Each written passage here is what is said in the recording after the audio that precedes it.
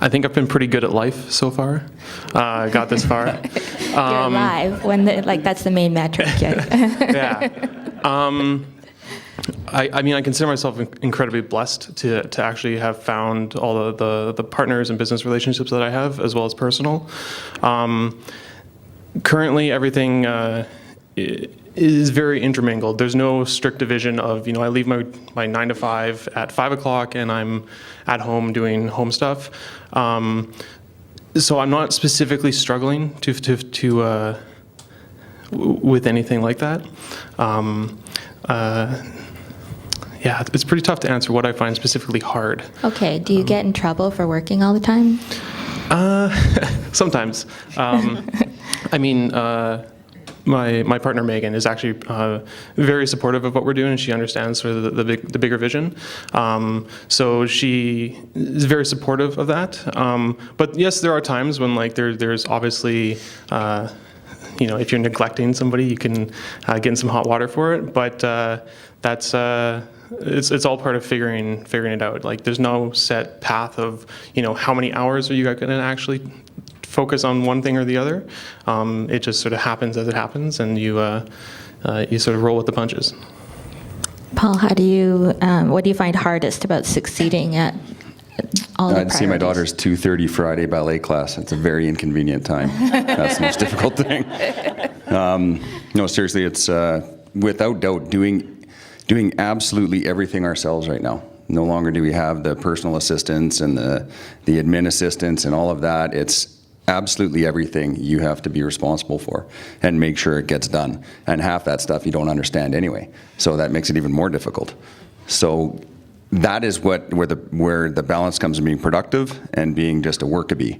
And being able to incorporate both of those things, I find very difficult.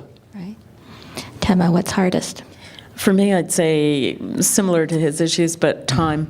Time is the big challenge. I always want to do so much more than there are hours in the day. And unfortunately, I'm not one of these people who can survive on 3 or 4 hours sleep a night. So that really is the struggle for me, is finding enough time to do the things I want to do. Is there a difference between what was hard when your kids were little and what is hard now that your kids are grown? Absolutely. When my kids were little, obviously I felt much more of the pull on the family side when the kids were little. And I wanted to be there for them. I was really, really happy that I was able to have a career where I could operate out of a home office so that I was there when they came home from school and could capture that initial excitement, because if you have to wait a few hours, you're not going to hear the same stories. Right. And then I would go back to work later. But they demanded and needed a lot more of my time when they were younger than they do now. Yeah. So what did you do to make sure that how much did you consciously make that decision that I got to let some work stuff slide so I can be there for kids? I've done that a few times, and it's changed at various times. The biggest moment where I made that decision was I was living in Toronto, in downtown Toronto, near the Clark Institute of Psychiatry, very busy streets. And my baby was 6 months old, and my other child was 3.5. And we had hired a babysitter who, you thought would be intelligent, a second-year university student. And we were living in a 3-story Victorian walk-up, and I came down to make a cup of tea, and I heard my little boy at the back door banging on the door saying, "Mommy, Mommy, let me in."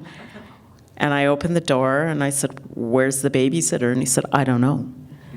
And so, of course, I let him in, and eventually the babysitter and the other child did show up, and it turned out they had gone to the library, and I had asked them to stop and pick up juice on their way home. And when it was time to do that, my 3.5-year-old had said, "I don't want to leave yet." So this idiot babysitter had said, "Oh, okay, well, you wait here. I'll go get the juice and come back for you." So, he panicked, couldn't find her, and came home. I said to him, "So you knew to stop for the green light?" And he said, "What green light, Mommy?" So after that, I decided I could rebuild my career more easily than I could rebuild my kids. Yeah. So I tried for a while to do the full-time stay-at-home mom thing. It wasn't really me, but yeah, that was certainly one place where I made a very conscious decision to shift.